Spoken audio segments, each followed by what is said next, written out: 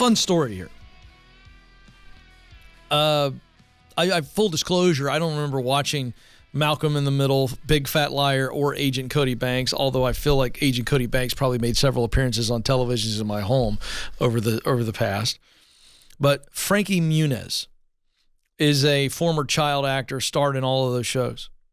And this is a fun story, and this is going to challenge you out there who you've had something in your mind for a long time. It's been on your heart for a long time, and you made some really darn good excuses. I mean, like some excuses that don't even feel like excuses to you. You're like, well, wait a second, Ken.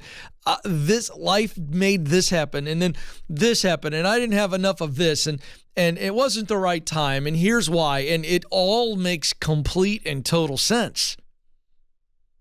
But they're still excuses. So what can we learn from Frankie Muniz? Well, even though Frankie was an actor and he had some great opportunity, and immediately you hear actor and you think to yourself, well, this guy, he had a leg up and he had this and this and this and this. No, he didn't. Here's the story.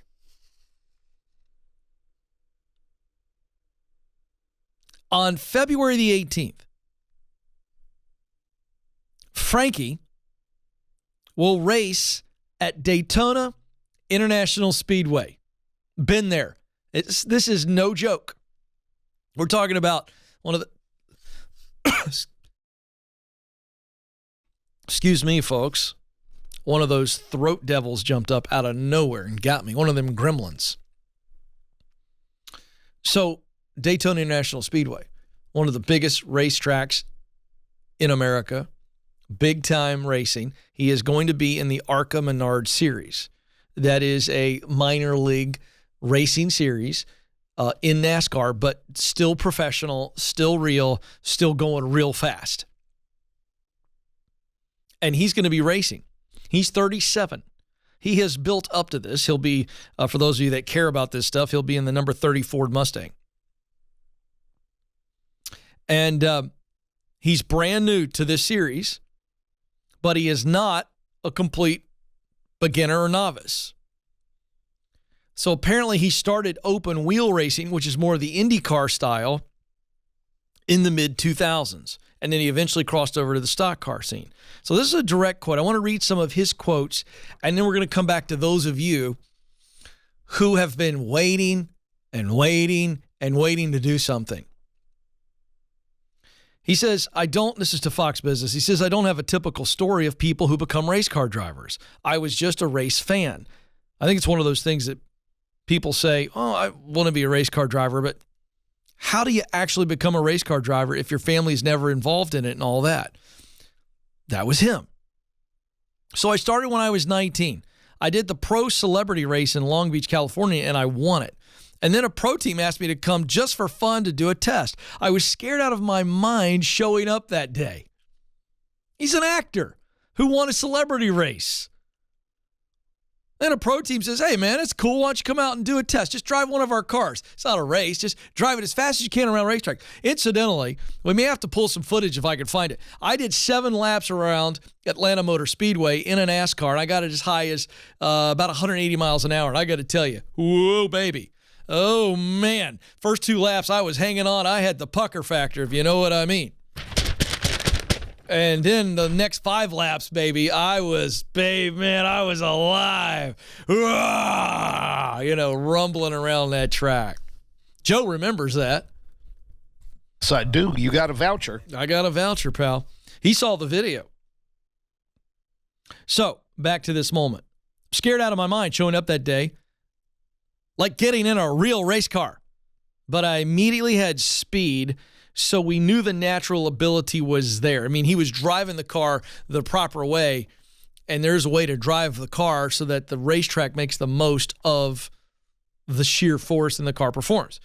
So he realizes, I got some talent here. I can actually do this. And then once I got to the car, I was like, man, this is what I want to do. But it's one of those things, even then, You still have to, reach to the next level. It's a lot harder than just getting into the car and going fast. There are so many aspects that I have to have put together, and I just worked hard. It's not something that I thought I would ever do, but it happened, said Frankie Muniz, talking about learning how to actually race and make it to the ARCA series. And now that I'm doing it, listen to this, folks.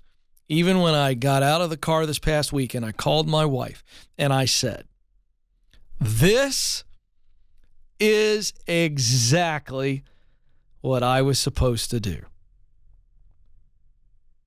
It just feels like where I'm supposed to be, and that is a pretty cool feeling. Frankie Muniz, while a child actor, had to start from scratch into a completely different world, and now he's racing a car, and he's going to be at Daytona International Speedway in a real NASCAR-sanctioned race, not a celebrity thing. He is trading paint, baby.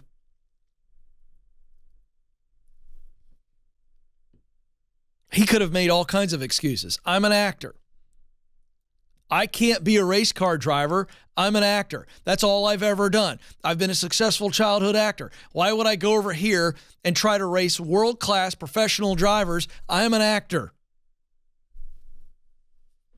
So what are you waiting for? Stop waiting. Today, stop waiting. I shared this on Instagram yesterday. You can go get the post at Ken Coleman if you want to save it or share it. I'm going to read from it.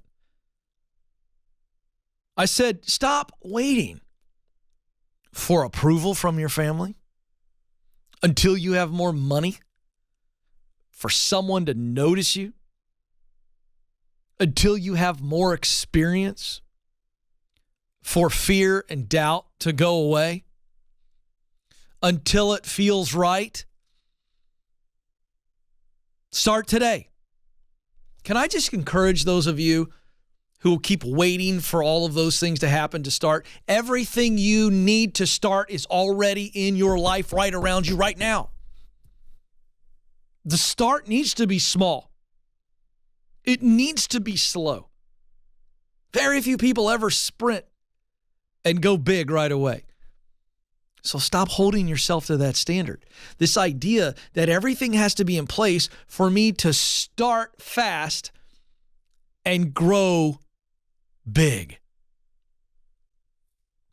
It's not realistic. But if you change your mindset to, I have everything I need right now around me to just start, because my start is small. I'm going to go and grow slow at the beginning. It sets you free. If you stub your toe, it doesn't hurt that bad. You're not moving fast enough. Not enough friction. If you fall flat on your face, again, doesn't hurt that much. Oh, by the way, those that start small, there's not a bunch of people at the starting line going, woohoo, with all the pressure that we build up. It's just, I begin today.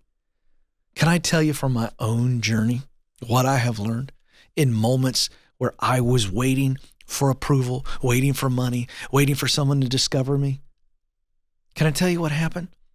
The day on my back patio where I wrote a note to myself that said, no one woke up today thinking about how they can help Ken Coleman. You're going to have to do it yourself. Let me tell you what set in motion. A boldness. I stepped out. I started doing little, teeny, small things, and things started moving on my behalf that I would have never seen, never experienced. Why? Because I was moving forward. I was moving into opportunity. I was moving into people, into places.